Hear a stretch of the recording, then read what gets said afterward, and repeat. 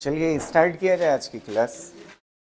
ठीक है, तो लास्ट क्लास में हमने एनर्जी के बारे में बात, रुक जाइए क्वेश्चन। लास्ट क्लास में हमने काइनेटिक एनर्जी, पोटेंशियल एनर्जी और टोटल एनर्जी देखी थी ना, समझ रहे हो? तो काइनेटिक, पोटेंशियल, टोटल के बाद अब हमें नया टॉपिक पढ़ना है।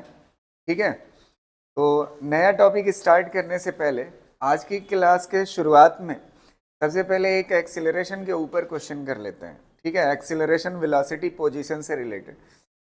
फिर उसके बाद हम स्प्रिंग मास सिस्टम पढ़ेंगे, स्प्रिंग ब्लॉक सिस्टम जिसको बोलते हैं, मास सिस्टम। चलिए इस क्वेश्चन को देखते हैं, बहुत ही सिंपल सा है। कह रहा है if the displacement, velocity and acceleration of the particle in SHM are, कोई पार्टिकल SHM कर रहा है, उसका क्या क्या दिया हुआ है? डिस्प्लेसमेंट और क्या दिया हुआ है? वेलोसिटी और क्या दिया हुआ है? एक्सीलरेशन।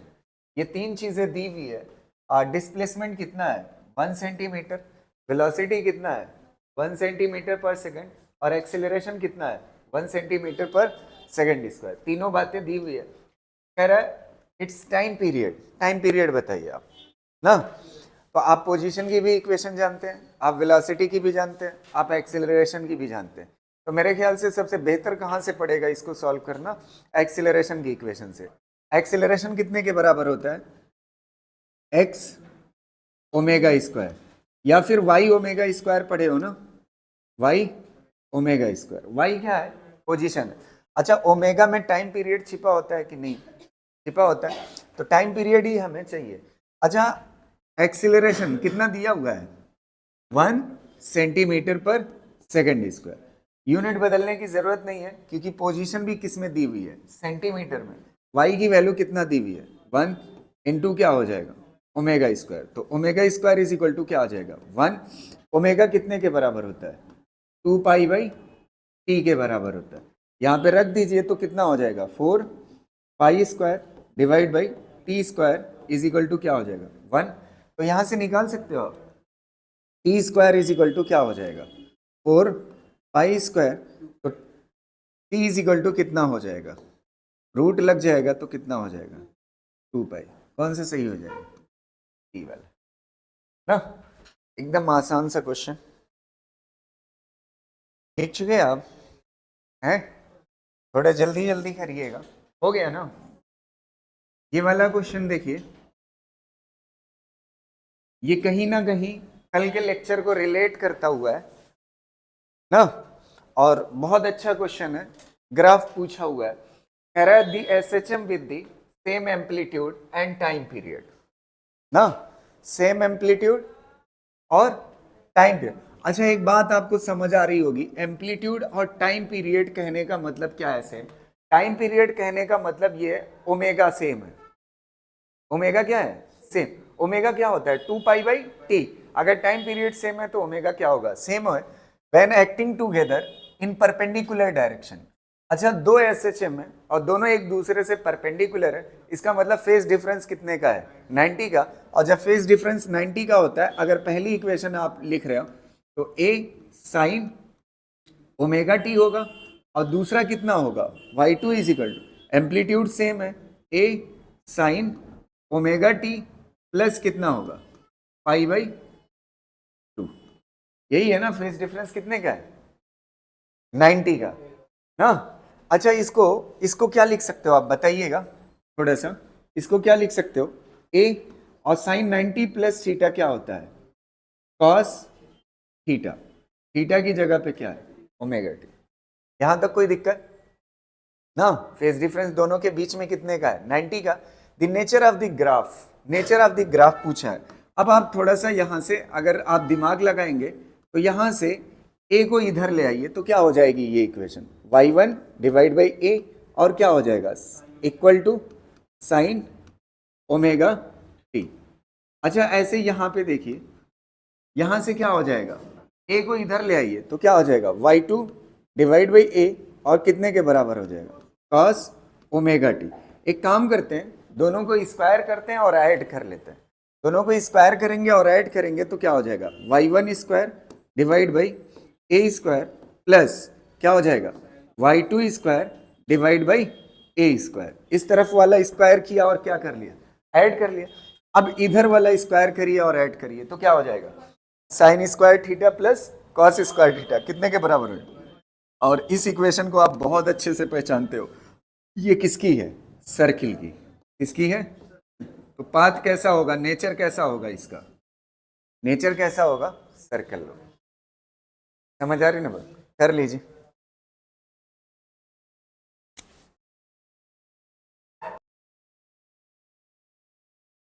लिख चुके हैं आप, अगला वाला देखिएगा। ये वाला मेरे ख्याल से आप ट्राई करें, the composition of two SHM of equal period at the SHM of two the composition of two SHM of equal period at right angle to each other with phase difference pi। इसमें phase difference कितने का है, पाई का। तो पहली equation अगर, अच्छा time period same है तो फ्रीक्वेंसी क्या होगी, सेम।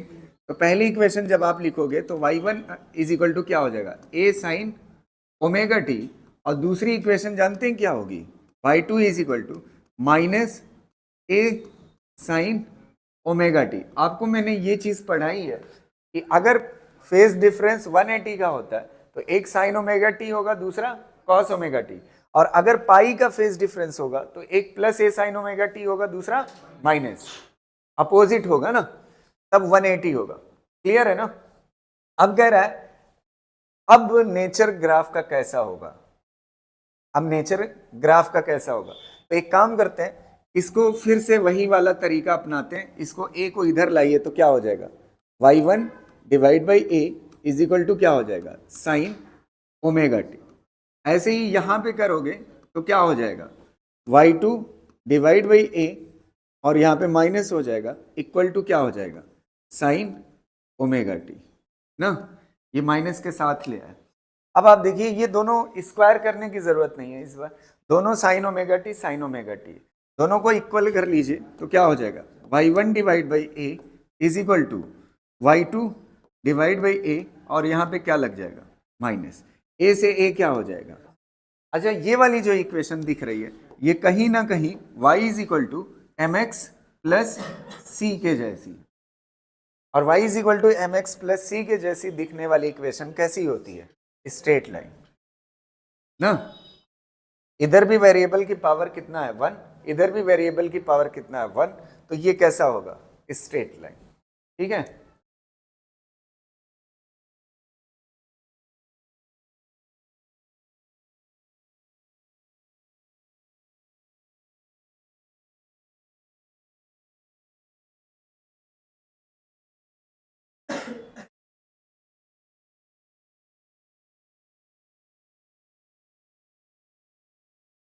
अगला देखिएगा।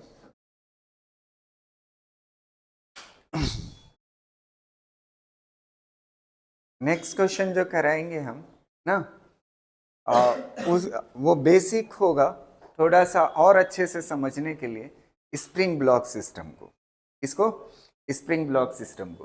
तो एक क्वेश्चन के थ्रू जाएंगे और वहां से और अच्छा हमें समझ आ जाएगा।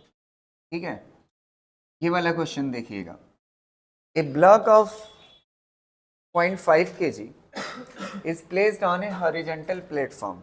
एक ब्लॉक है जिसका मास कितना है 0.5 kg, ये कहाँ पे रखा हुआ है?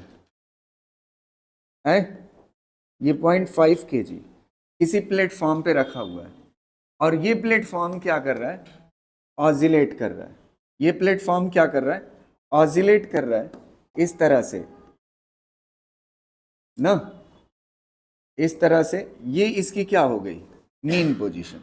कौन सी हो गई, मीन पोजीशन। इस मीन पोजीशन के अबाउट ये अब ब्लॉक क्या कर रहा है, ऑसिलेट कर रहा है। देखिएगा ऐसे ऊपर नीचे ना, ऑसिलेट कर रहा है। इसमें कहीं ना कहीं थोड़ा सा लॉज ऑफ मोशन इन्वॉल्व है। क्या चीज, लॉज ऑफ मोशन। ध्यान से सुनिएगा, बढ़िया से समझिएगा। एक चीज मैंने कल की क्लास में पढ़ाया था कि अगर कोई पार्टिकल ऑसिलेट करता है और जब वो एक्सट्रीम पोजीशन पे होता है तो उस पर एक्सीलरेशन कितना होता है बताइए, एक्सट्रीम पोजीशन पे। मीन पे 0 होता है, एक्सट्रीम पे मैक्सिमम होता है, और इसकी वैल्यू जो होती है मैक्सिमम एक्सीलरेशन की वो होती है ए ओमेगा स्क्वायर। ये पढ़ाया है मैंने लास्ट क्लास में। और मीन पे एक्सीलरेशन क्या होता है? 0। तो सबसे ज्यादा एक्सीलरेशन कहाँ पे होता है? एक्सट्रीम पे। और एक्सीलरेशन में एक माइनस आता था, और वो माइनस ये बताता था कि अगर डिस्प्लेसमेंट इधर है तो एक्सीलरेशन किधर होता है? Towards mean.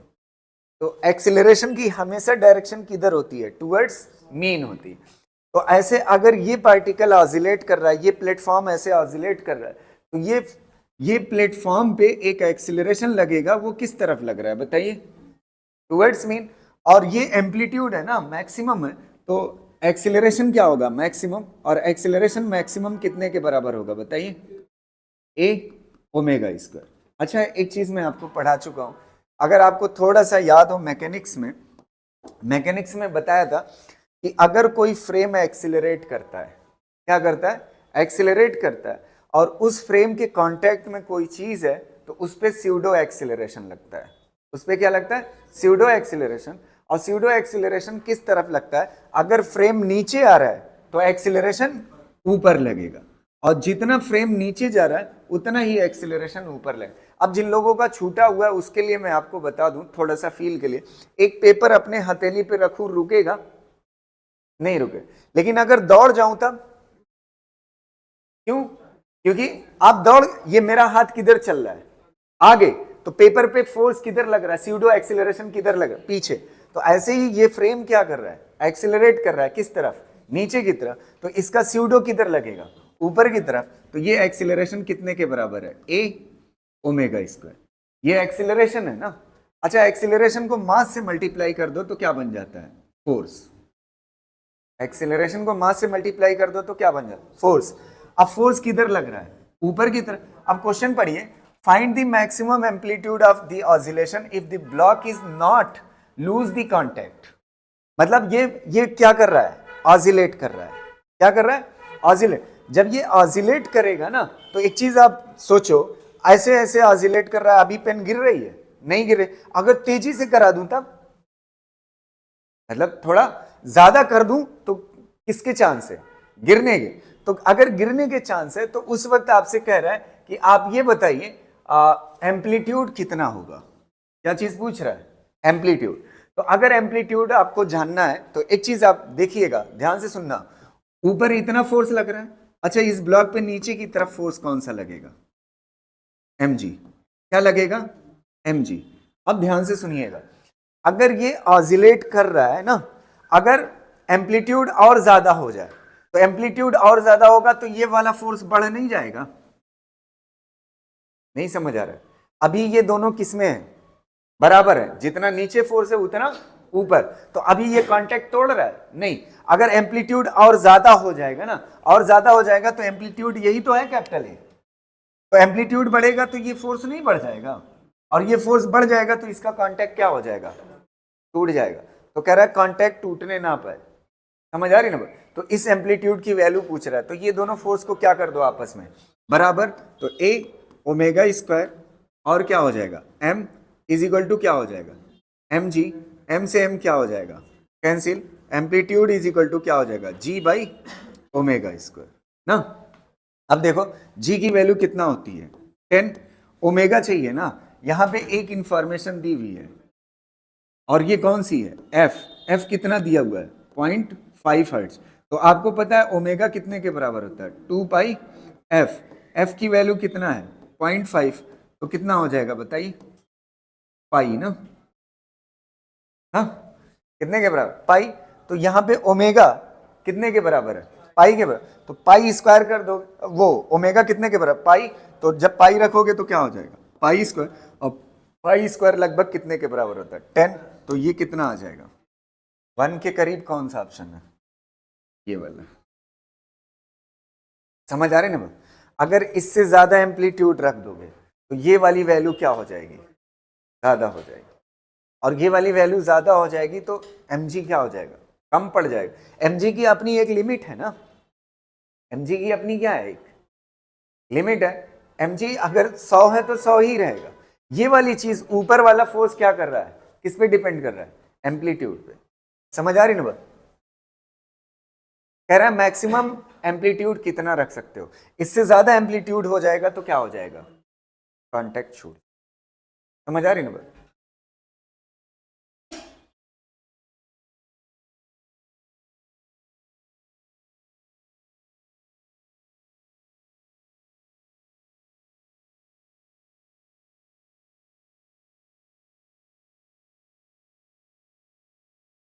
देखो next topic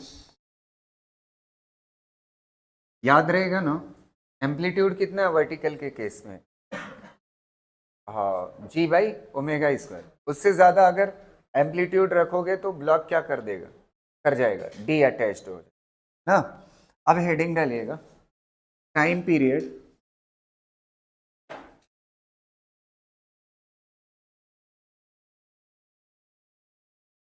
time period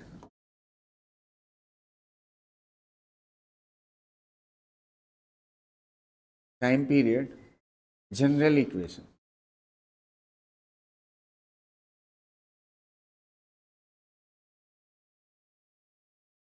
time period की जनरल इक्वेशन देखेंगे हम, ठीक है, फिर उसके बाद अलग अलग केस के लिए देखेंगे। पहले जनरल इक्वेशन ना, टाइम पीरियड की जनरल इक्वेशन क्या होगी, आपने एसएचएम की इक्वेशन पढ़ी, एक्सेलरेशन इज इक्वल टू क्या होता है, माइनस वाई ओमेगा स्क्वायर, यही होता है ना एक्सेलरेशन इज। तो अब ओमेगा में क्या छिपा हुआ है, टाइम पीरियड, तो ए इज इक्वल टू वाई, और ओमेगा कितने के बराबर होता है, 2 पाई बाई टी के बराबर। इसका स्क्वायर कर दो तो कितना हो जाएगा, 4 pi square divide by T square. इसको इधर लेके चले आओ, t square is equal to क्या हो जाएगा, वाई बाई कितना हो जाएगा, 4 पाई स्क्वायर, और क्या हो जाएगा वाई बाई ए।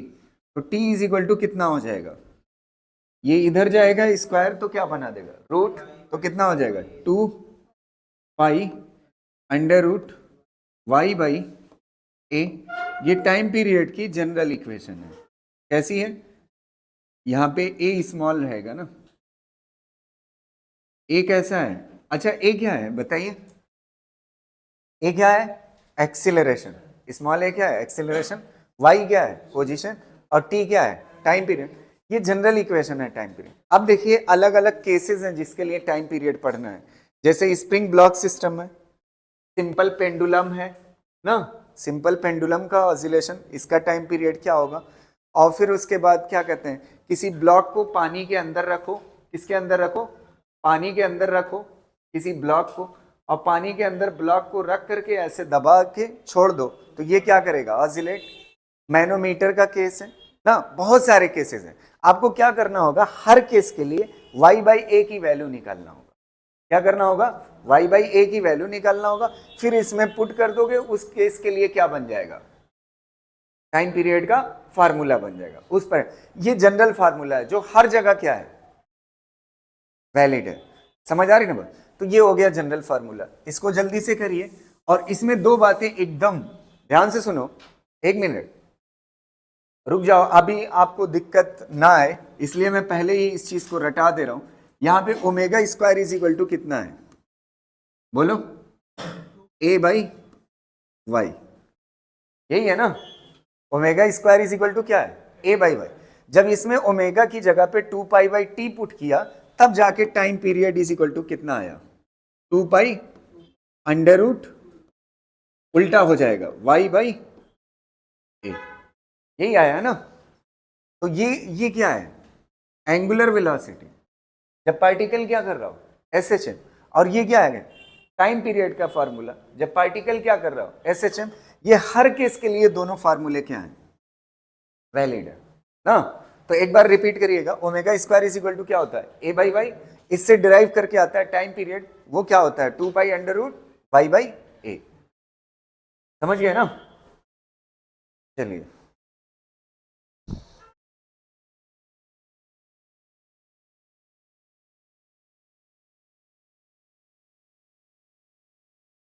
ये जनरल इक्वेशन है। अब टाइम पीरियड फॉर्मूला किसके लिए देखेंगे? Spring block system. Time period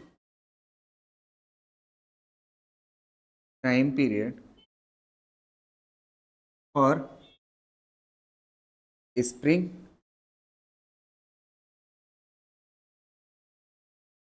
block system.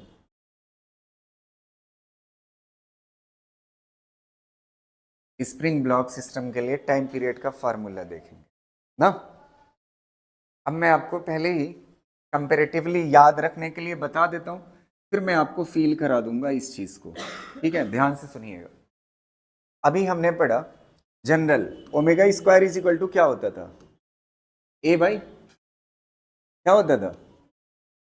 A by Y. इसका टाइम पीरियड क्या आता था? 2 pi under root Y by A.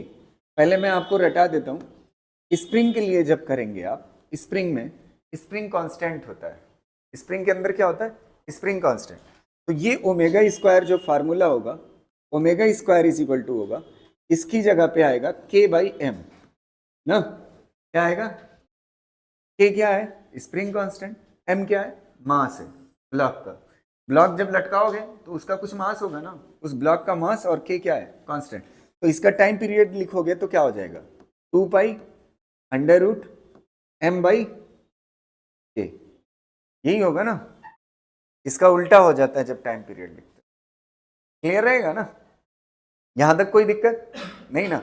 ये तो याद रखने का तरीका मैंने बता दिया। अब देखिएगा होता क्या है, बढ़िया से समझिएगा, इसको फील करिएगा। मान लेते हैं एक स्प्रिंग है आपके पास, ये स्प्रिंग है इस तरह से ना। अभी ये सादी स्प्रिंग है ना।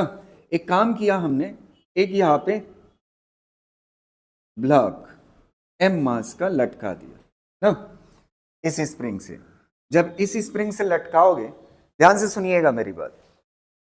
सबसे पहले मैं आपको एक कॉन्सेप्ट यहाँ पे क्लियर कर दूं। और जिन लोगों ने पढ़ा है वर्क पावर एनर्जी उनको पता है, और जिन्होंने नहीं पढ़ा वो ध्यान से देखेंगे। ये मास है ना, इसको पकड़ करके आप खींचिए इधर की तरफ। खींचेंगे तो इधर की तरफ लेंथ चेंज होगी स्प्रिंग की ना। तो जब आप इधर खींचोगे तो स्प्रिंग के अंदर एक फोर्स पैदा हो जाता है, और उस फोर्स की वैल्यू जानते हैं क्या होती है? माइनस के एक्स होती है। क्या होती है? माइनस के एक्स। इसका मतलब ये है, जब आप स्प्रिंग को ऐसे खींचते हो तो एक्स इधर चेंज होगा ना, एक्स इधर चेंज होगा, तो स्प्रिंग अपनी तरफ खींचेगी। अपनी तरफ खींचेगी तो किस फोर्स से खींचेगी? के एक्स। ये माइनस इसलिए लगा है, एक्स अगर इधर चेंज हो रहा है तो स्प्रिंग फोर्स इधर लगेगा। तो ये कौन सा फोर्स है? स्प्रिंग। कौन सा है? Spring force. अब ध्यान से सुनिएगा। मान लेते हैं किसी स्प्रिंग का, ये जो स्प्रिंग कांस्टेंट है, बढ़िया से समझिएगा, ये जिधर फोर्स लगता है उसके किधर लगता है? अपोजिट लगता है। एक्सटर्नल फोर्स के अपोजिट लगता है। मान लेते हैं स्प्रिंग कांस्टेंट जो है वो 2 के बराबर है। कितने के बराबर? 2 के बराबर। अब ध्यान से सुनिएगा। मास मान लेते हैं 1 kg है। कितना है? 1 kg। तो g से मल्टीप्लाई करोगे तो वेट कितना हो जाएगा? 10। वेट कितना mg के बराबर होता है, तो कितना हो जाएगा? 10। तो जैसे ही इसको लटकाओगे इससे, तो जैसे ही लटकाओगे तो ये नीचे की तरफ कितना फोर्स लगेगा? 10। कितना लगेगा? अच्छा, स्प्रिंग क्या होगी? स्प्रिंग उस वक्त कोई लेंथ इसकी चेंज हुई होगी? जैसे लटकाओगे तुरंत तो नहीं होगी ना, तुरंत क्या होगी? 0।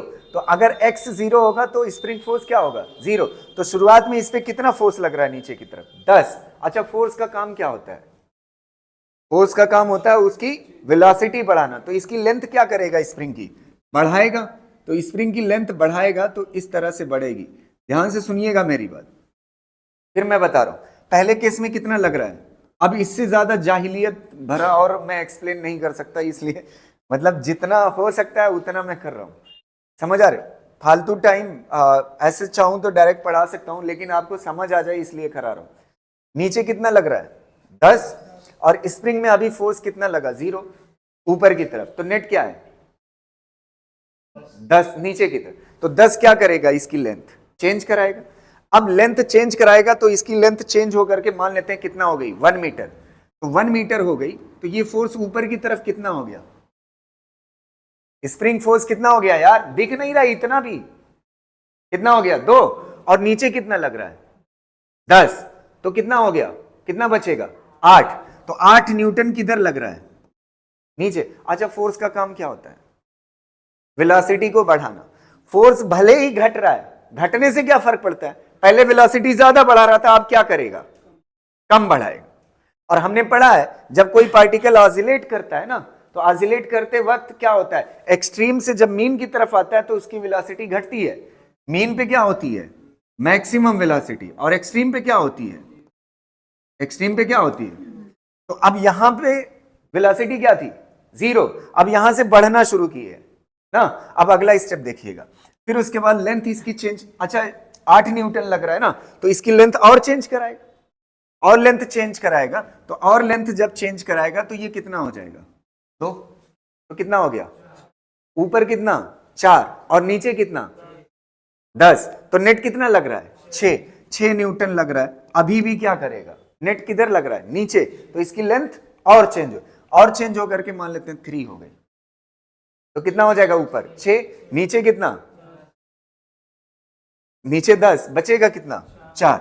अच्छा, ये 4 न्यूटन क्या कर रहा है लगातार। अच्छा, फोर्स भले ही घट रहा है, पहले वेलोसिटी ज्यादा बढ़ा रहा था, फोर्स ज्यादा होगा तो वेलोसिटी ज्यादा बढ़ाएगा, अब फोर्स कम होगा तो वेलोसिटी कम बढ़ाए, लेकिन बढ़ा रहा है वेलोसिटी। पहले वेलोसिटी कितना थी 0 से बढ़ के कितना हो गई 5, और 5 से बढ़ के कितना हो जाएगी, मान लेते हैं 9 हो गई, वेलोसिटी बढ़ा रहा है ना यार। अच्छा, ये बताओ, 0 थी पहले, 0 से कितना किया, कितना वेलोसिटी बढ़ी, 5 बढ़ी ना। अगले में कितना बढ़ाया, तो कितना बढ़ी 4। बढ़ाना कम हो रहा है क्योंकि फोर्स कम हो रहा है, लेकिन वेलोसिटी क्या हो रही है, बढ़ी रही। अगले में कितना हो जाएगी, 8 हो जाएगी। तो इस बार कितना बढ़ाया है,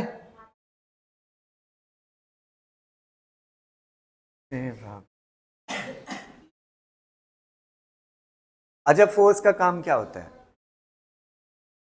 वेलोसिटी। अगर फोर्स एक्सीलरेशन वाला है तो बढ़ाएगा, अगर अपोजिट है तो सेम डायरेक्शन में मान लेते हैं तो क्या करेगा, वेलोसिटी बढ़ाएगा ना। तो वेलोसिटी, ये फोर्स की वैल्यू भले ही कम हो रही है, लेकिन वेलोसिटी को लगातार ये क्या कर रहा है, बढ़ा रहा है। तो एक चीज आप समझिए, एक टाइम ऐसा आएगा जब लेंथ चेंज होकर के कितना हो जाएगी 5, तो ऊपर की तरफ फोर्स कितना हो जाएगा 10, और नीचे भी कितना हो जाएगा 10। और जानते हैं ये कहां पे पहुंच जाएगा, चेंज होकर के मीन पोजीशन पे। कहां पे पहुंच जाएगा, मीन, रुकेगा नहीं, ये कहां पे पहुंच गया, ये कौन सी पोजीशन कहलाएगी, मीन पोजीशन। और यहां पे वेलोसिटी क्या थी 0 ना। ये 0 से बढ़ते बढ़ते क्या हो गया, वेलोसिटी क्या हो रही है, अरे फोर्स लगातार लग रहा था ना, पहले 10 लग रहा था तो ज्यादा वेलोसिटी बढ़ा रहा था ना। अब क्या करेगा, जैसे जैसे फोर्स घटेगा वेलोसिटी क्या करेगा, कम बढ़ाएगा, लेकिन वेलोसिटी बढ़ ही रही है। और यहां पे वेलोसिटी क्या हो जाएगी, मीन पे मैक्सिमम। तो अगर मान लेते हैं ये 10 न्यूटन लग रहा है अभी फोर्स, तो ये 0 से सीधा कितना कर दिया, मान लेते हैं 0 से कितना कर दिया 10 कर दिया। तो अगला कितना लग रहा है नेट 8, तो अब 10 नहीं बढ़ाएगा, अब 8 बढ़ाएगा तो कितना हो जाएगी 18 हो जाएगी। फिर उसके बाद आगे कितना लग रहा है 6, तो अब फिर 10 के बराबर या 8 के बराबर नहीं, अब उससे कम बढ़ाएगा, तो मान लेते हैं 6 बढ़ाया तो कितना हो जाएगा 22। तो लगातार वेलोसिटी बढ़ रही है, पहले ज्यादा बढ़ रही है, फिर उसके बाद धीरे धीरे क्या हो रही है, मतलब कम बढ़ा रहा है। वेलोसिटी कम नहीं हो रही है, वेलोसिटी क्या हो रही है, बढ़ रही है, लेकिन इंक्रीज कम होगी, समझ आए। तो मीन पे क्या हो जाएगी बताइए, मैक्सिमम। अच्छा, ये मीन पे मैक्सिमम हो जाएगी। एक चीज आप बताइए, ये वाला फोर्स ऊपर वाला स्प्रिंग वाला, ऊपर वाला, और नीचे कौन mg, ये दोनों क्या हो जाएंगे, बराबर हो जाएंगे। क्या हो जाएंगे, तो नेट फोर्स बराबर हो गया ना। अब देखिए mg बराबर है किसके, mg बराबर है किसके, ऊपर की तरफ क्या लग रहा है के एक्स, और एक्स नहीं बोलेंगे, यहां से चेंज होना शुरू किया हुआ है ना, तो ये पूरी दूरी क्या कहलाएगी, एक्स कितना चेंज हुआ है बताइए, ये वाली चीज क्या कहलाती है, एम्पलीट्यूड। स्प्रिंग की लेंथ इतना चेंज हो चुकी है ना, तो ये क्या कहलाएगा, एम्पलीट्यूड। तो mg बराबर है किसके,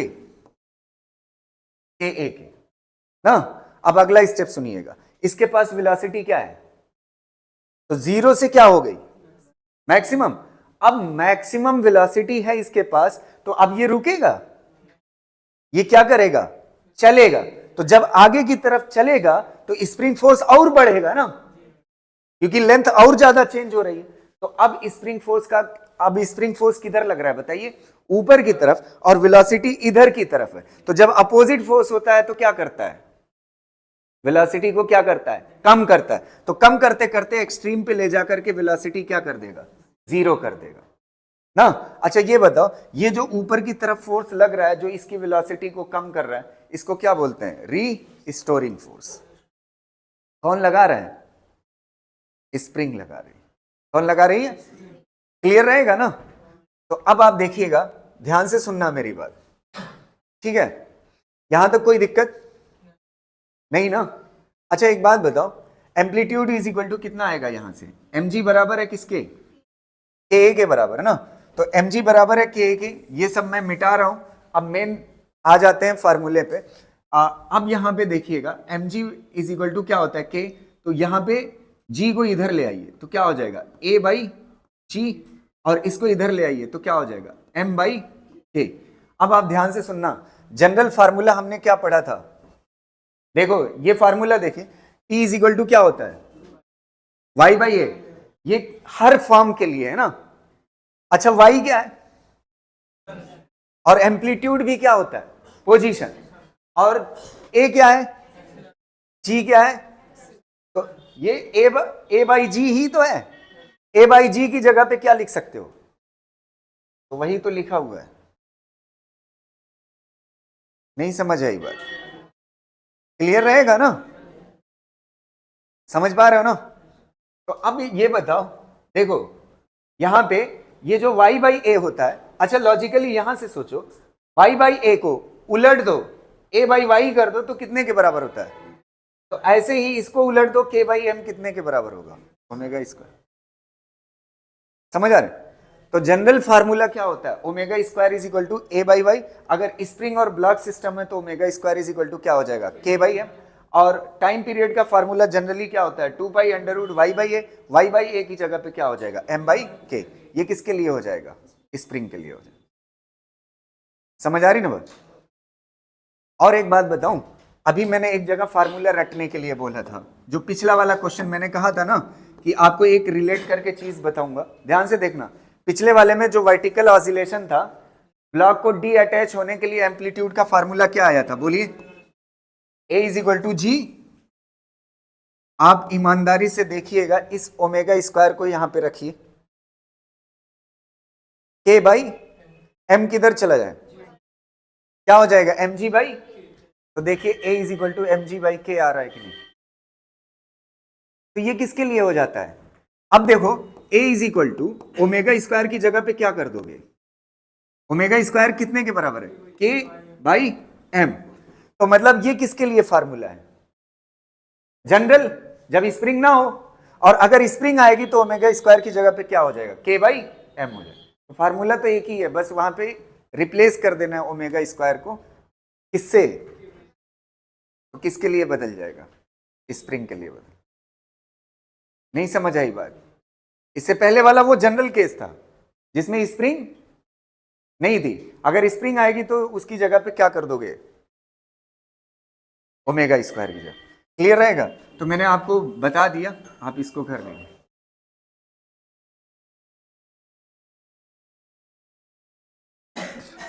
ये थोड़ा सा टफ माना जाता है, ठीक है, ये वाला कॉन्सेप्ट बढ़िया से अगर एक बार समझ गए तो कोई दिक्कत नहीं है।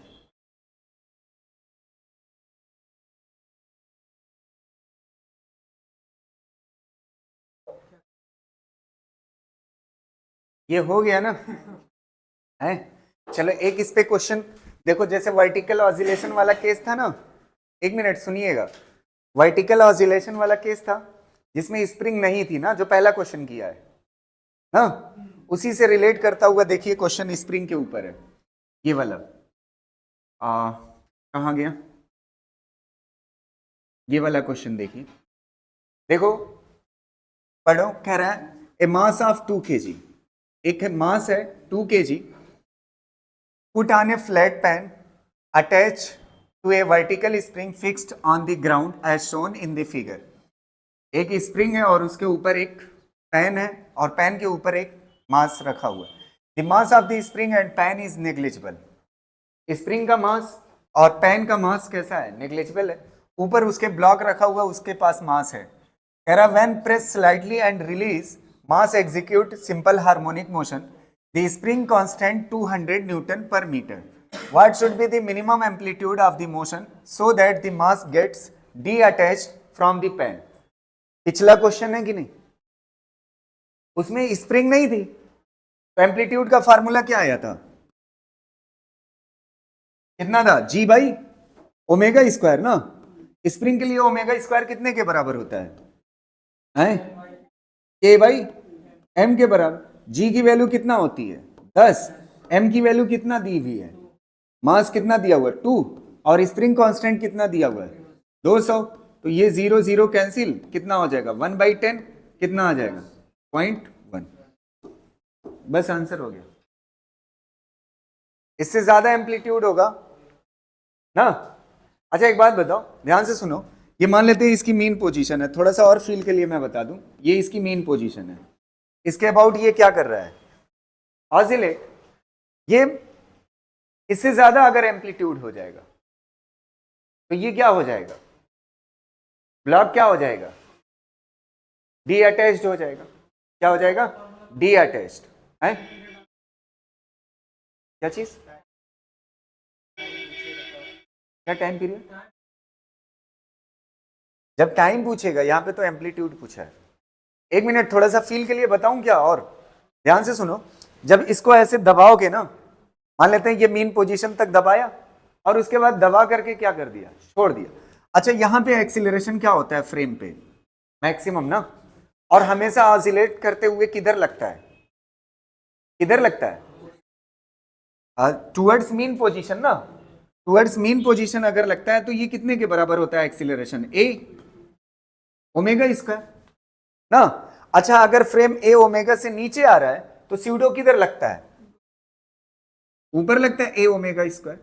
अच्छा एक बात बताओ, अगर ये ज्यादा हो जाएगा इससे नीचे mg से तो क्या हो जाएगा, तो बस वहीं से तो ये आता है, समझ आ रही ना बात। तो क्या हो जाएगा ब्लॉक डी एट। तो ये ए की वो वैल्यू है जिसके बाद ब्लॉक क्या कर जाएगा, अगर उससे ये ए ना, ये मीन से ये जो डिस्टेंस है अगर इससे ज्यादा हो जाएगी तो ये वाला फोर्स क्या हो जाएगा, ऊपर वाला ज्यादा हो।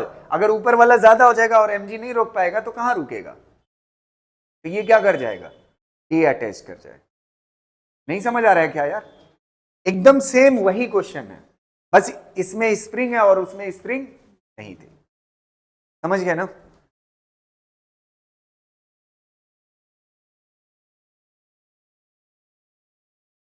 ये मेरे ख्याल से नीट में पूछा है।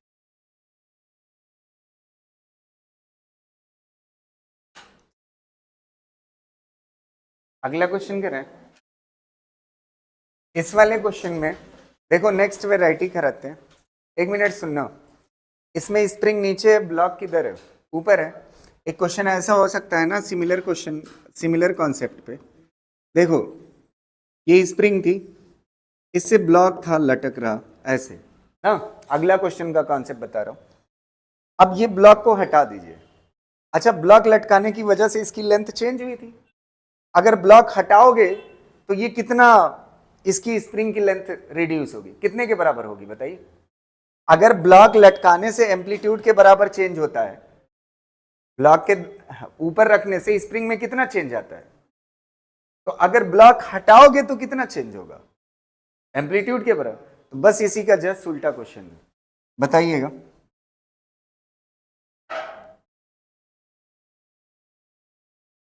इसका आंसर बताइएगा। ना। If the mass is remove the length of the spring will be decrease by, तो कितने के बराबर एम्पलीट्यूड, और एम्पलीट्यूड कितने के बराबर हो जी बाई, मैं सीधा फार्मूला लिख सकता हूं लेकिन बार बार आपको याद दिलाने के लिए लिख रहा हूं। ओमेगा स्क्वायर स्प्रिंग में कितने के बराबर होता है के बाई एम। अब मैं यहां पे देख रहा हूं जी के अलावा मुझे कोई वैल्यू ही नहीं पता ना, तो जी के अलावा अगर कोई वैल्यू नहीं पता है तो इसमें एक बात लिखी हुई है, जब ब्लॉक लटक रहा था 5 kg का तब टाइम पीरियड कितना था 2 पाई। तो जब ब्लॉक लटक रहा था स्प्रिंग ब्लॉक सिस्टम है, अब देखिए टाइम पीरियड का यूज हो गया 2 pi under root m by k. T की वैल्यू कितना दिया हुआ है 2 पाई, तो 2 पाई से 2 पाई क्या हो जाएगा cancel, under root m by k. 2 pi cancel हो गया, यहां पे कितना बचा 1, रूट इधर आएगा तो क्या बन जाएगा 1 का स्क्वायर, कितना रह जाएगा 1 is equal to m by k. M by k की वैल्यू कितना आ गई 1 और जी की वैल्यू कितना है 10, तो आंसर कितना हो जाएगा 10, बस आंसर हो ना। समझ आया कि नहीं, बढ़िया क्वेश्चन है ये। किस पे है, कैसे स्प्रिंग लटक रही है नीचे की तरफ, ठीक है। अबे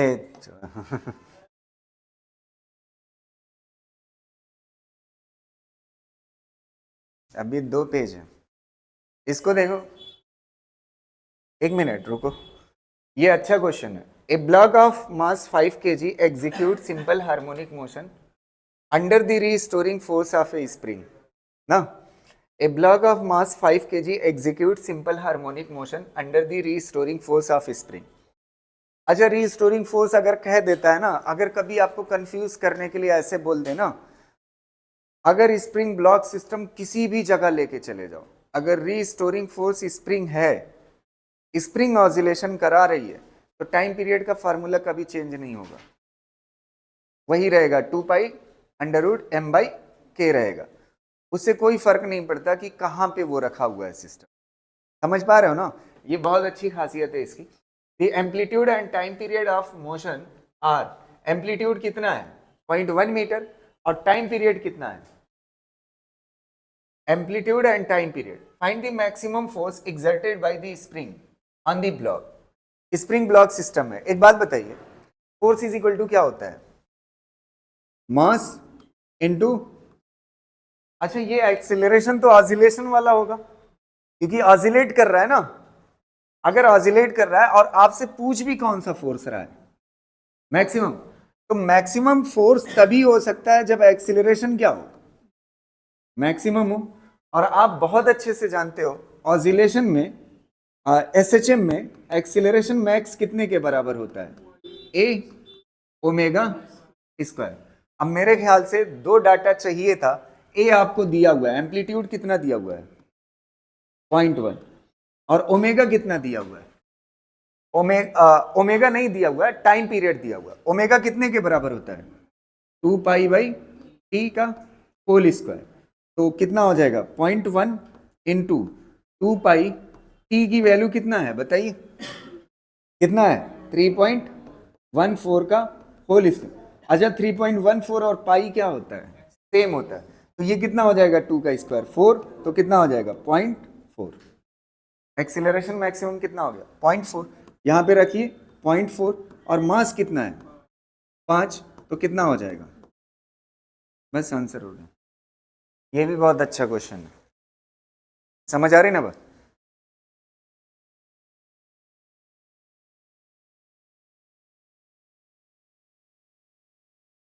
एक बात आपको समझ आई होगी इस क्वेश्चन के पहले तक, 1 मिनट सुन लीजिए, लिख चुके कि नहीं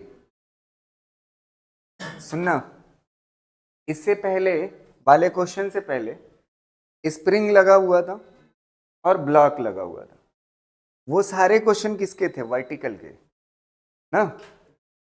एक आध क्वेश्चन ऐसे एक ऐसा भी देखा है वर्टिकल ऑसिलेशन का जिसमें स्प्रिंग नहीं था, प्लेटफॉर्म वाला देखा है ना जिसमें स्प्रिंग नहीं थी। तो जिसमें स्प्रिंग नहीं थी प्लेटफॉर्म में, एक हॉरिजॉन्टल का केस देख लेते हैं जो एक्सपेक्टेड है, मे भी पूछ ले अगर नया क्वेश्चन बने तो उसके ऊपर देख लेते हैं। मान लेते हैं एक हमारे पास ऐसे यहाँ पे प्लेटफॉर्म है और यहाँ पे एक मास रखा हुआ है ना, एम मास, ठीक। और यही प्लेटफॉर्म ऑसिलेट कर रहा है इस तरफ, ये इसकी क्या है, मीन पोजीशन। कौन सी पोजीशन है, मीन पोजीशन। मीन पोजीशन के अबाउट ये क्या कर रहा है, ऑसिलेट कर रहा है ना, समझ आ रही है? ऐसे ऑसिलेट कर रहा है, समझ पा रहे हो ना? ये इसकी कौन सी पोजीशन है, मीन पोजीशन। तो मीन पोजीशन के अबाउट ऑसिलेट कर रहा है, ठीक। तो अब आप देखिएगा, अच्छा ये बताओ, ये जो फ्रेम है, इस फ्रेम पे एक एक्सीलरेशन काम करेगा ना, किस तरफ, अरे किस तरफ यार, मीन की तरफ ना। जब कोई पार्टिकल ऑसिलेट करता है तो उसके एक्सट्रीम पे एक एक्सीलरेशन काम करता है फ्रेम पे, किस तरफ काम करता है, टुवर्ड्स मीन। और वो एक्सीलरेशन क्या होता है, मैक्सिमम, और उसकी वैल्यू कितने के बराबर होती है, ए ओमेगा स्क्वायर, इतना लगता है ना। अच्छा, जब किसी फ्रेम पे एक्सीलरेशन लगता है तो उसके कांटेक्ट में जो चीज होती है उस पे पलट के क्या लगता है, स्यूडो लगता है, बताया था ना हम। तो इस पे पीछे की तरफ क्या लगेगा, स्यूडो लगेगा। और ये स्यूडो एग्जैक्टली कितने के बराबर होगा, ए ओमेगा स्क्वायर ना।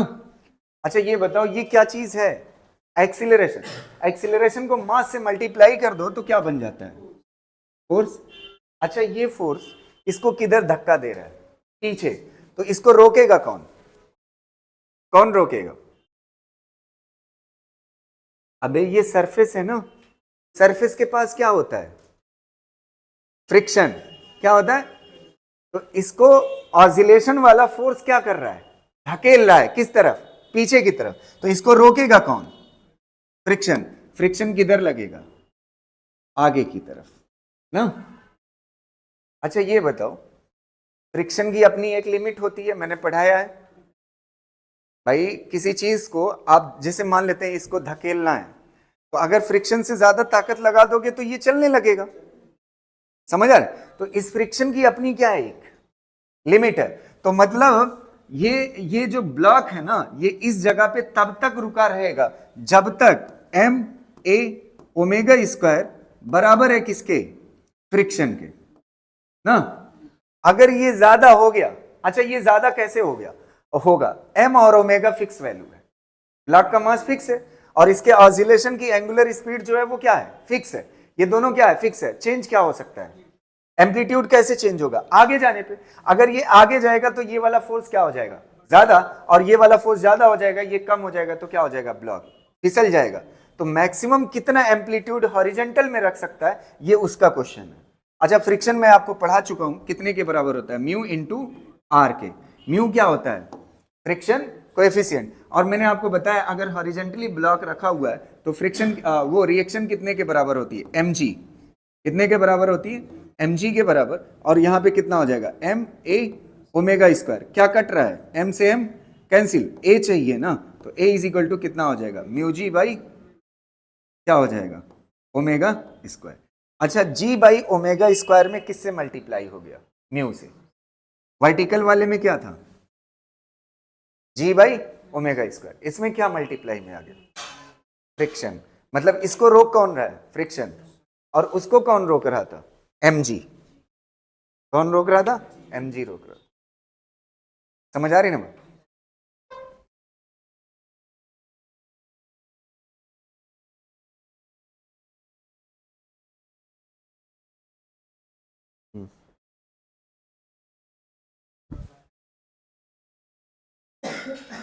एग्जाम्पल जरूर देख लीजिएगा, कई एग्जाम्पल मैंने बताए, ठीक है, हैं? क्या क्या, हाँ ये क्वेश्चन है कि इसमें मैक्सिमम एम्पलीट्यूड कितना रख सकते, जैसे वर्टिकल वाले में मैक्सिमम एम्पलीट्यूड कितना रख सकते थे, जी बाई ओमेगा स्क्वायर। तो हॉरिजेंटल वाले में मैक्सिमम एम्पलीट्यूड कितना रख सकते हो, mu g by omega square. इससे ज्यादा रखोगे तो ब्लॉक फिसल जाएगा।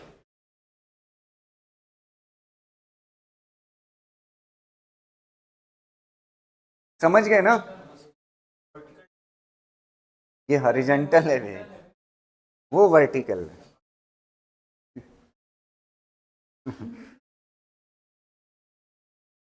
चलो अगला देखो, हेडिंग डालो।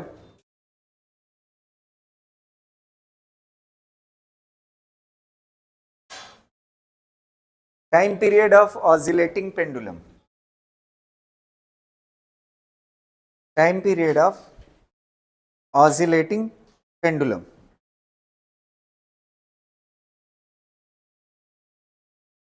टाइम पीरियड ऑफ ऑसिलेटिंग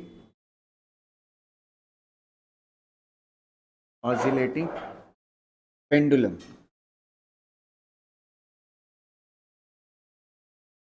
ना, ऑसिलेटिंग पेंडुलम का क्या चाहिए हमें? टाइम पीरियड चाहिए। ठीक है, देखो ये मान लेते हैं हमारे पास अर्थ है ना, ये अर्थ है, अर्थ की रेडियस कितना है? कैपिटल अर्थ। और यहां पे एक पेंडुलम है ना, पेंडुलम है, और इसकी लेंथ जो है एल के बराबर। लेंथ कितनी है? एल के बराबर। अब ये क्या कर रहा है? ऑसिलेट कर रहा है। ये क्या कर रहा है? ऑसिलेट कर रहा है ना। एल लेंथ का पेंडुलम अगर ऑसिलेट करता है तो इसका टाइम पीरियड, तो ये पहली इक्वेशन जो मैं लिखूंगा ये जनरल इक्वेशन है जो आपको याद रहनी चाहिए ना। एक इक्वेशन आप याद रख लीजिए, बाकी सारा अपने आप हो जाएगा। T is equal to 2 pi under root 1 by g 1 divide by l plus 1 divide by r, ये होता है ना। आर क्या है? अर्थ की रेडियस ना। आर क्या है? अर्थ की रेडियस। एल क्या है? पेंडुलम की लेंथ। और जी तो आप जानते ही हो, ठीक है, इसमें कोई, और टी क्या है? Time period. तो ये टाइम पीरियड है किसी पेंडुलम का। अब देखिए पहली शर्त ये है कि अगर आर बहुत बड़ा हो किससे? एल से। ये जो रेडियस ऑफ अर्थ है उसके कंपैरिजन में ये जो एल है बहुत छोटी है। रेडियस ऑफ अर्थ बहुत ज्यादा है और पेंडुलम बहुत छोटा सा है ना, उसकी लेंथ बहुत छोटी है। तो अगर एल बहुत छोटा होगा तो कोई चीज डिवाइड में छोटी हो तो 1 बाई एल बड़ा होगा, और 1 बाई आर क्या होगा? आर तो बहुत बड़ा है ना, तो 1 बाई आर लगभग क्या होगा? 0। तो लगभग 0 होगा तो क्या बचेगा? T is equal to 2 pi under root कितना बचेगा? जी बाई एल। एल ऊपर चला जाएगा तो क्या हो जाएगा? एल बाई जी। इसी को बोलते हैं सिंपल पेंडुलम। क्या बोलते हैं? Simple pendulum. क्या बोलते हैं? सिंपल पेंडुलम ना। अगली बात सुनिएगा, दूसरी, एक मिनट रुको, अभी छाप लेना आराम से। और दूसरी इंपॉर्टेंट बात ये है, दूसरी वाली, सेकंड बात आप समझिएगा। सेकंड में क्या होगा अगर उल्टा हो जाए इसका? ये क्या हो गया? कट कर। दूसरा क्या होगा? दूसरा देखिएगा, अगर उल्टा हो जाए, आर बहुत छोटा हो जाए किससे? एल से। तो आर बहुत छोटा हो गया तो इस बार ये बचेगा, ये खत्म हो जाएगा। तो क्या हो जाएगा? T is equal to 2 pi under root R by G हो जाए। 1 बाई एल पिछले में बचा था, इस बार क्या बचेगा? 1 बाई आर। अच्छा, आर क्या है? Radius of earth. उसकी वैल्यू 6400 किलोमीटर पढ़ाई है। जब ये सब रखोगे अप्रॉक्स लगभग 83 से 84 मिनट के बीच में आएगा। कितना आएगा? 84 मिनट के बीच में आएगा ना टाइम पीरियड। आपकी जानकारी के लिए बताऊं, अगर लेंथ बहुत बड़ी है पेंडुलम, क्या लेंथ बहुत बड़ी है पेंडुलम की, तो अगर लेंथ बहुत बड़ी है पेंडुलम की, तो लेंथ बहुत बड़ी पेंडुलम की होगी तो टाइम पीरियड ये होगा। और मैं आपकी जानकारी के लिए बताऊं, ये टाइम पीरियड मैक्सिमम है, इसीलिए इसको बोला जाता है लार्ज पेंडुलम। क्या बोला जाता है? Large pendulum. इससे बड़ा टाइम पीरियड नहीं हो सकता इस पेंडुलम से, क्योंकि एक चीज आप सोचिए, एल बहुत बड़ा है ना। एल क्या है? बहुत बड़ा है। और एल बहुत बड़ा और रेडियस क्या है? बहुत छोटी है। तो रेडियस अगर बहुत छोटी होती है और लेंथ बहुत बड़ी होती है, तो लेंथ बहुत बड़ी होगी, तो एक चीज आप समझिए, अगर समझ आ रही ना बात, लेंथ क्या है, बहुत बड़ी है, और रेडियस क्या है, बहुत छोटा है, तो ये पेंडुलम क्या कहलाएगा, वेरी लार्ज पेंडुलम। और वेरी लार्ज पेंडुलम का टाइम पीरियड सबसे ज्यादा, थोड़ा सा और ज्यादा फील आएगा यहां से। तीसरा केस देखिएगा, अगर एल बराबर है आर के, एल बराबर है आर के, तब कितना आएगा बताइए, एल बराबर है आर के, तो एल की जगह पे क्या रख दोगे, आर, 1/r, 1/r कितना हो जाएगा, अरे 1/r, 1/r, 2/r ना, तो 2/r होगा, तो 2/r, r ऊपर चला जाएगा ना, तो t इज इक्वल टू कितना हो जाएगा, 2 पाई अंडर रूट कितना हो जाएगा, r ऊपर जाएगा, डिवाइड बाई कितना हो जाएगा, 2g। इसका जब रखोगे वैल्यू ना, ये अप्रॉक्स आएगी 1 मिनट, हाँ क्या कहते हैं, 1 घंटे आएगी। 1 घंटे मतलब जानते हैं कितना मिनट, 60 मिनट। आपको दिख रहा है ये बात, जब L बराबर है किसके, R के, L बराबर है R के, अदरवाइज L क्या था, बहुत बड़ा था, तो जब L बहुत बड़ा था तो वैल्यू इसकी जब L बराबर है R के, तो उससे क्या है, बड़ी है, तो इसका मतलब जितना लेंथ बड़ी होती है उतना टाइम पीरियड ज्यादा होता है, तो इससे बड़ा टाइम पीरियड नहीं हो सकता। समझ आ रही ना बात, तो ये हाईएस्ट टाइम पीरियड है किसी पेंडुलम से ना, तो इस केस को क्या बोलते हैं, लार्ज पेंडुलम, इसको क्या बोलते हैं, सिंपल पेंडुलम, और इसको क्या बोलते हैं, कंपेरेबल। क्या बोलते हैं, कंपेरेबल, जब लेंथ और आर क्या हो, कंपेरेबल। समझ पा रहे हैं ना, क्लियर रहेगी ना। और सबसे इंपॉर्टेंट क्या है, ये वाला फॉर्मूला, ये सिंपल पेंडुलम वाला। ऐसा नहीं है कि ये इंपॉर्टेंट नहीं है, लेकिन सबसे ज्यादा इंपॉर्टेंट ये, इस पे सबसे ज्यादा क्वेश्चन आते हैं, 2 pi under root L upon G. और इसकी दो बातें इंपॉर्टेंट सुन लीजिए, रुक जाइए, फिर उसके बाद आप लिखिएगा सिंपल पेंडुलम की। सिंपल पेंडुलम की पहली बात आप देखिएगा, ये जो बॉब है ना, ये जो बॉब है, इसका मास कितना मान लेते हैं, m। ये जो बॉब है या पत्थर है जो ऑसिलेट कर रहा है ना, आप देखिए टाइम पीरियड उसके मास पे डिपेंड करता है। अगर ये 1 kg का होगा तब भी जो टाइम पीरियड, अगर लेंथ सेम है तो इसका मास 1 kg हो ले, 2 kg, मतलब जो भी मास चेंज कर लीजिए, इसके टाइम पीरियड पे कोई फर्क नहीं पड़े। तो पहली बात, सिंपल पेंडुलम में, इसमें सिंपल पेंडुलम में टाइम पीरियड मास पे डिपेंड नहीं करता, पहली बात हो गई। और दूसरी इंपॉर्टेंट बात ध्यान से सुनना, अच्छा ये बताओ, इस पेंडुलम को, मेरे पास सिंपल पेंडुलम को 2 ऑप्शन है छोड़ने के। जैसे मान लेते हैं, मैंने आपको बताया भी है कि ये जो हम पढ़ रहे हैं ना, एसएचएम पढ़ रहे हैं, क्या पढ़ रहे हैं, एसएचएम। एसएचएम में ये जो ऑसिलेशन होता है ना, बहुत छोटा होता है, लगभग लीनियर होता है। अगर बहुत छोटा होता है, ध्यान से सुनिएगा, अगर किसी पत्थर को उठा करके, 2 ऑप्शन है मेरे पास, 2 या 3 है, एक यहां है, एक यहां है, एक यहां है, एक यहां, इसको जूम कर लीजिए ना, तो जब जूम करोगे तो ऐसे पिक्चर दिखेगी ना, ये पोजीशन, ये पोजीशन, ये पोजीशन, ये पोजीशन। अच्छा यहां से छोड़ूंगा तब भी ये ऑसिलेट करेगा, यहां से छोड़ूंगा तब भी ऑसिलेट करेगा, अगले से छोड़ूंगा तब भी ऑसिलेट करेगा ना। तो आपको लगेगा दूर से छोड़ूंगा तो टाइम पीरियड ज्यादा होगा। ये वाली पोजीशन क्या कहलाती है, मीन से जो होती है, क्या कहलाती है, एक्स। एक्स वाली पोजीशन से टाइम पीरियड नहीं डिपेंड करता। नहीं समझ आ रही, सिर्फ किस पे डिपेंड करता है। अच्छा ये बताओ, पेंडुलम को ऑसिलेट कराने के लिए कोई पत्थर रस्सी से बंधा हुआ है तो क्या करते हो आप, ऐसे उठा करके छोड़ोगे ना, तो यहां से उठा के छोड़ो या यहां से उठा के छोड़ो, टाइम पीरियड क्या होगा, सेम होगा, टाइम पीरियड इस पे डिपेंड। लेकिन ये शर्त किसके लिए, सिर्फ एसएचएम के लिए, जब एसएचएम कर रहा हो और सिंपल पेंडुलम। समझ पा रहे हो ना, जब ये ऑसिलेशन क्या हो, बहुत छोटा हो, बहुत छोटे में ये जूम करके मैं बता रहा हूं। अरे ये अगर बहुत छोटा ऑसिलेशन, इसको जूम करके देख सकते हो ना, जूम करके देखोगे तो कई पोजीशन दिखेगी। अगर कई पोजीशन दिखे, करीब से छोड़ो चाहे दूर से छोड़ो, ये ऑसिलेट करेगा। अगर इसकी पेंडुलम की लेंथ सेम है तो टाइम पीरियड पे कोई फर्क नहीं पड़े। तो 2 बातें हो गई, बॉब के मास पे टाइम पीरियड डिपेंड नहीं करेगा, और दूसरा किस पे नहीं डिपेंड करेगा, ये वाली पोजीशन एक्स पे नहीं डिपेंड करेगा, सिर्फ किस पे डिपेंड करेगा, पेंडुलम की लेंथ पे। ठीक है, अब इसको कॉपी कर लीजिए, इसके आगे यहाँ पे एक बात और बताइए, ये जो सिंपल पेंडुलम का केस है, इसमें जो जी होता है वो जी इक्विवेलेंट होता है। क्या होता है? जी इक्विवेलेंट। इस पे मैंने 5-6 एग्जाम्पल कराए हैं, अभी आगे देखते हैं। ठीक, इसको कर लीजिए।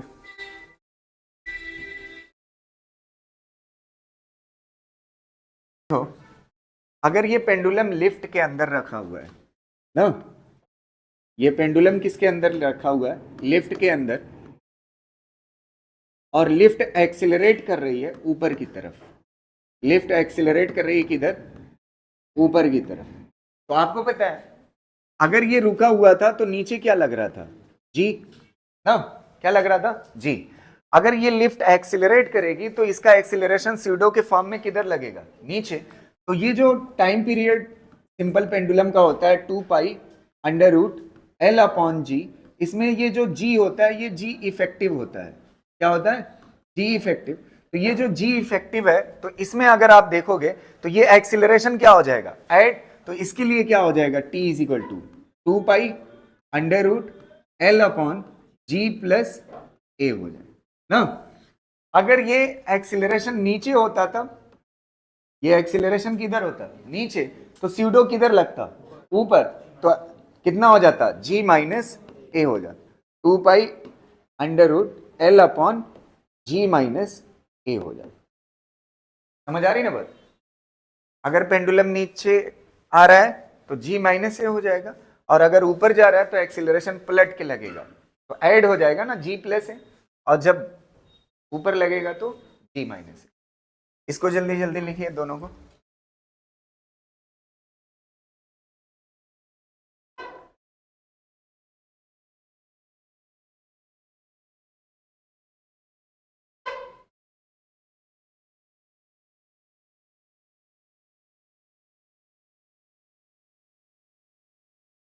ओके, चलो दो और देखो। इसका अगर पहला, अगर मान लेते हैं किसी सर्कुलर पाथ पे ना, ये सर्कुलर पाथ है और ये इसका सेंटर है, ये सर्कुलर पाथ ना, ये डॉटेड लाइन मतलब अंदर ऐसे, इस पे एक फोर व्हीलर है ना, ये फोर व्हीलर के अंदर पेंडुलम लगा हुआ है ना। अच्छा ये बताओ, इस पे कितना एक्सेलरेशन लगेगा? एक तो जी किधर लगेगा? नीचे ना, और एक किधर लगेगा? अंदर की बाहर? फ्रेम पे अंदर लगेगा, फ्रेम पे सेंट्रीपिटल लगेगा ना। तो सेंट्रीपिटल अगर अंदर लगेगा तो पेंडुलम फ्रेम के अंदर है ना, तो इस पे किधर लगेगा? बाहर। और ये सेंट्रीपिटल कितने के बराबर होता है? वी स्क्वायर अपॉन आर के बराबर होता है ना। अब मुझे टी इज इक्वल टू क्या होता है formula? 2 pi under root L upon जी इफेक्टिव। अच्छा जी इफेक्टिव की जगह पे कितना आ जाएगा? 2 pi under root l by, अच्छा दोनों कितने पे हैं? 90 पे, तो यहाँ पे क्या हो जाएगा? V square divide by r का होल स्क्वायर प्लस क्या चीज? जी का होल स्क्वायर। समझ आ रही ना? अच्छा इसका जो जी इफेक्टिव आएगा, तो ये दो वेक्टर है ना, अंडर रूट लग जाएगा, अंडर रूट ए स्क्वायर प्लस, समझ आया कि नहीं? कर ले जाओगे कि नहीं? अरे इन दोनों का रिजल्टेंट कितना आएगा यार? अंडर रूट ए स्क्वायर प्लस, वही तो जी इफेक्टिव रखना है यहाँ पे। समझ आ रही ना बात?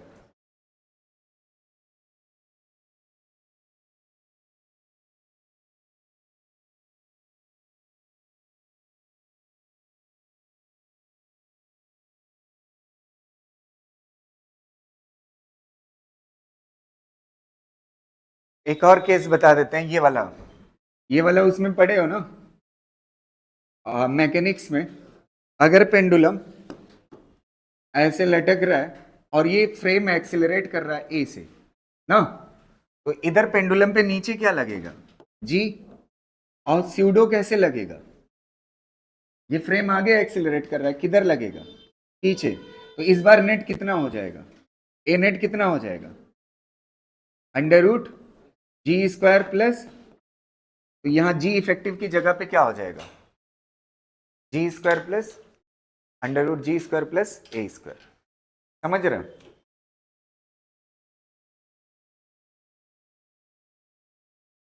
एक और बताना,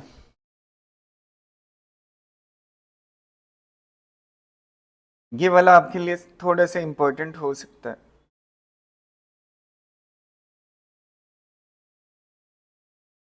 अगला दो और देखते हैं, तीन। इसको मैं इरेज कर रहा हूं। हो गया ना सबका? है? देखो अगला देखिएगा, आपने वो पढ़ा है फील्ड के अंदर पेंडुलम, इलेक्ट्रिक फील्ड के अंदर, इलेक्ट्रिक फील्ड के अंदर अगर कोई चार्ज, ये चार्ज है ना, चार्ज रखा हो तो इस पे जी किधर लगेगा, जी किधर लगेगा, नीचे ना। और इस पे क्या लगता है, अगर पॉजिटिव चार्ज है तो किधर फोर्स लगेगा, फील्ड की तरफ ना। और ये कितने के बराबर होता है फोर्स, क्यू ई। ये क्या होता है, इलेक्ट्रोस्टैटिक फोर्स। अच्छा एक्सीलरेशन चाहिए ना, तो क्यू ई बाई क्या कर दोगे, अरे फोर्स इज इक्वल टू क्या होता है यार, एम ए। तो एक्सीलरेशन चाहिए तो क्या कर दो, फोर्स को मास से डिवाइड। तो यहाँ पे मास से क्या कर दीजिए, डिवाइड। तो आपको एक्सीलरेशन मिल गया, नेट आप निकाल सकते हो कि नहीं। और इसको किसकी जगह पे पुट कर देना, जी इफेक्टिव की जगह। कर ले जाओगे, रुको अभी छापना मत, पहले इसको कंप्लीट कर ले। दूसरा आप देखिएगा, ये वाला इंपॉर्टेंट है, ये कहीं ना कहीं फ्लूइड्स को रिलेट करता हुआ है, ठीक है। और थोड़ा सा ये सिंपल पेंडुलम की एक वेराइटी है। अगर ये पेंडुलम जो फ्लूइड से जुड़ा हुआ है, अगर नॉर्मल एयर में है तो टाइम पीरियड कितना होता है, T is equal to 2/√L/G ना। लेकिन अगर ये किसी मीडियम के अंदर रख उठे ना, लिक्विड, किसी लिक्विड के अंदर रख उठे, अब इसका टाइम पीरियड आपसे पूछता है। तो सबसे पहली चीज, नीचे की तरफ इस पे क्या लग रहा था, जी। क्या लग रहा था, जी। अच्छा ये बताओ, जी लग रहा था तो इसका सिंपल फार्मूला क्या होता था, अगर ये वाटर नहीं था, T is equal to 2π√L/G होता है। लेकिन इस बार पानी के अंदर है, तो पानी के अंदर आपको पता है एक अपवर्ड फोर्स लगता है जिसको बायोंट फोर्स कहते हैं। क्या कहते हैं, बायोंट फोर्स। अब आप ध्यान से सुनिएगा, बायोंट फोर्स होता क्या है, अभी आपने फ्लूइड में पढ़ा नहीं है, लेकिन मैं फील करा दूंगा, कोई दिक्कत नहीं है, बढ़िया से समझिएगा। बायोंट फोर्स एकदम, अगर कोई बॉडी पानी के अंदर डूबी हुई है, किसके अंदर है, पानी के अंदर डूबी, बायोंट फोर्स उस वक्त सुनिएगा क्या होता है। अगर कोई बॉडी पानी के अंदर डूबी हुई है, वो जितना वाटर हटाएगी, मतलब जितना लिक्विड हटाएगी, उस लिक्विड का वजन करिए, उस लिक्विड का जितना वेट होगा वही उसका क्या कहलाता है, बायोंट फोर्स कहलाता है। जितना उसका बॉडी का वॉल्यूम है ना, उतने वाटर तो हटाएगी। बॉडी के वॉल्यूम के बराबर क्या ले लीजिए, वाटर, और उसका क्या कर लीजिए, वजन। उसका वजन ही क्या कहलाएगा, बायोंट फोर्स। और फिजिक्स में वजन का मतलब क्या होता है, mg। क्या होता है, m फ्लूइड इनटू, यही होगा ना यार, वेट ना। अच्छा वेट किसके बराबर हो, रो इज इक्वल टू क्या होता है, मास डिवाइड बाई वॉल्यूम ना। तो मास की जगह पे आप क्या लिख सकते हो, rho fluid into volume fluid into क्या हो जाएगा, जी। इसको रखते हैं, पता नहीं क्यों, एकदम सिंपल सा है। ये बायोंट फोर्स हो गया। अब बायोंट फोर्स होने के बाद यहां पे एक लॉजिकली सोचिए थोड़ा सा, ये वॉल्यूम किसका है। अच्छा वॉल्यूम फ्लूइड का कितने के बराबर होगा, जितना बॉडी ने हटाया है। तो इसका मतलब बॉडी का वॉल्यूम और फ्लूइड का वॉल्यूम दोनों क्या होने जा रहे हैं, सेम। तो वॉल्यूम ऑफ फ्लूइड बराबर है किसके, वॉल्यूम ऑफ बॉडी के। और यहां से आप क्या लिख सकते हो, अगर बॉडी का वॉल्यूम लिखना हो, mass of body divide by density of, लिख सकते हो कि नहीं। अरे वॉल्यूम इज इक्वल टू क्या होता है, मास डिवाइड बाई डेंसिटी। अगर मास ऑफ बॉडी चाहिए, वॉल्यूम ऑफ बॉडी चाहिए, तो क्या हो जाएगा, mass of body divide by density of body. अब इसको ऐसे ही रहने दीजिए, रो एफ, और इसकी जगह पे क्या हो जाएगा, mass of body divide by density of body, और ये क्या हो जाएगा, जी। आपको फील आएगा ऐसा मैंने क्यों किया है। एक चीज आप सोचिए, मास को छोड़ करके फोर्स की इक्वेशन में बाकी क्या होता है, क्या होता है, कांस्टेंट। बाकी क्या होता है, एक्सीलरेशन।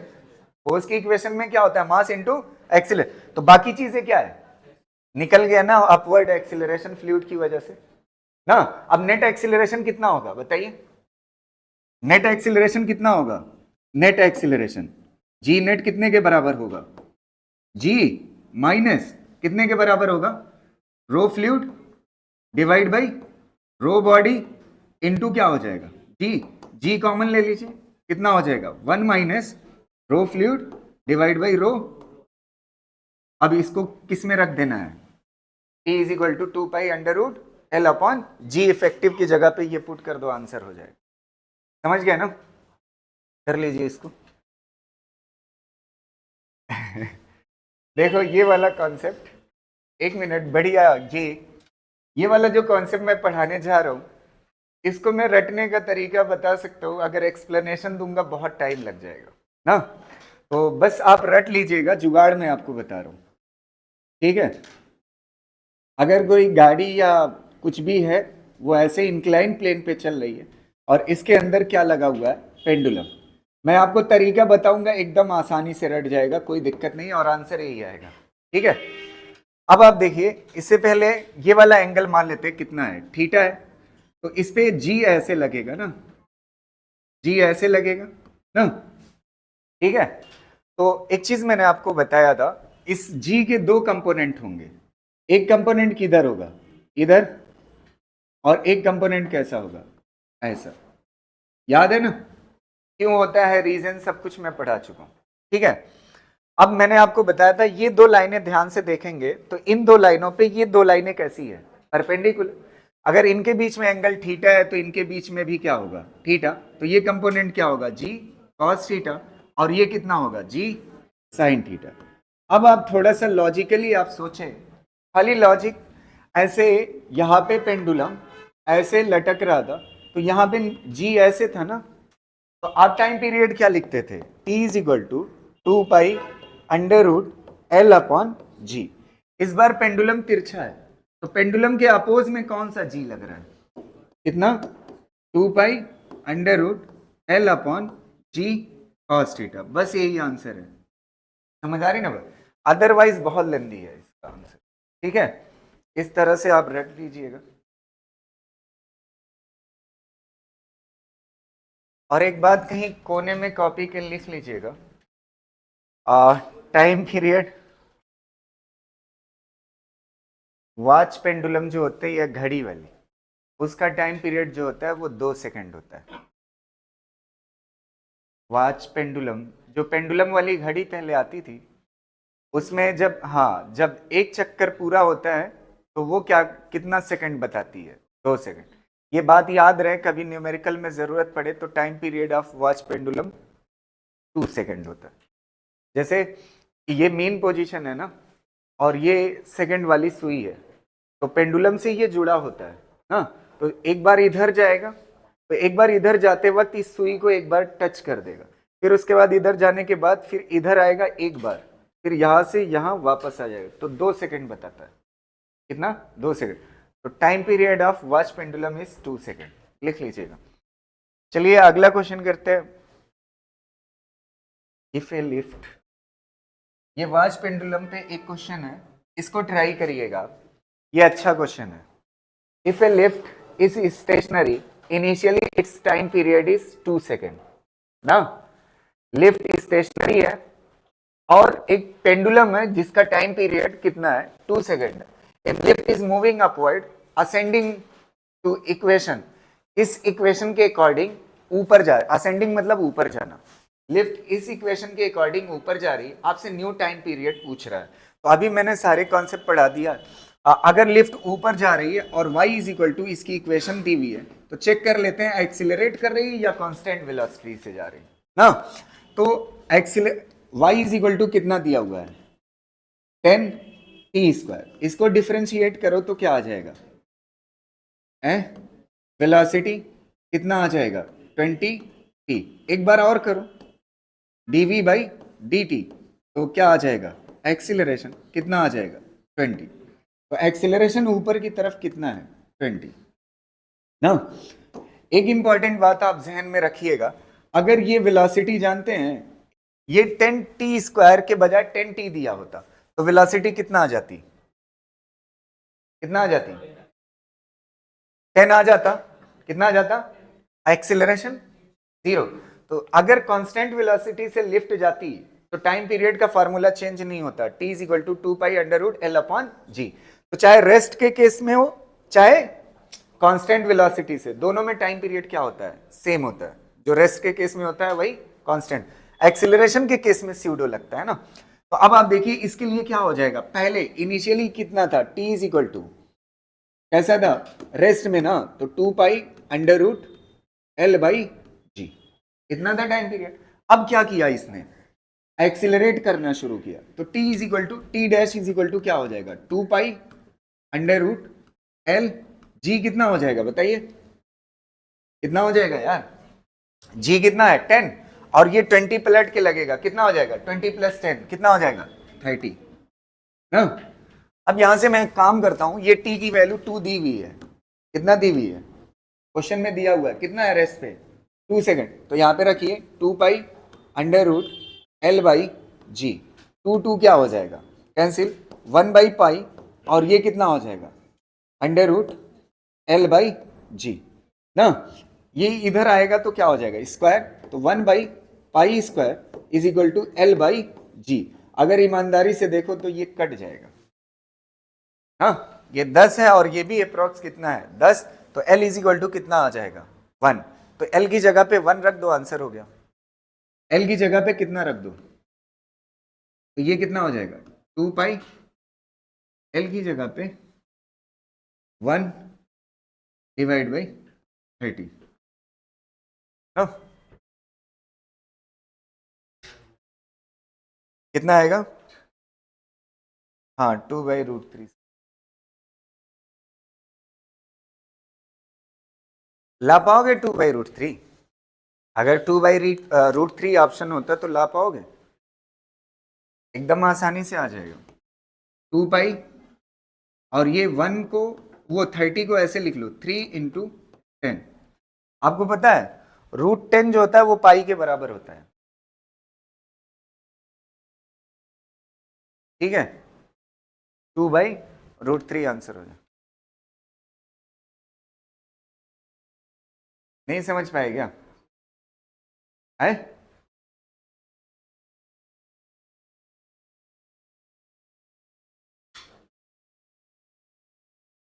√10 कितने के बराबर होता है, पाई के बराबर, और 10 कितने के बराबर होता है π² के,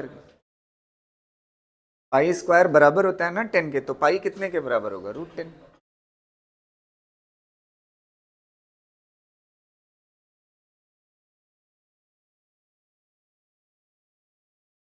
है अभी स्प्रिंग का वो वाला कॉन्सेप्ट कटिंग वाला रह जा रहा है क्या,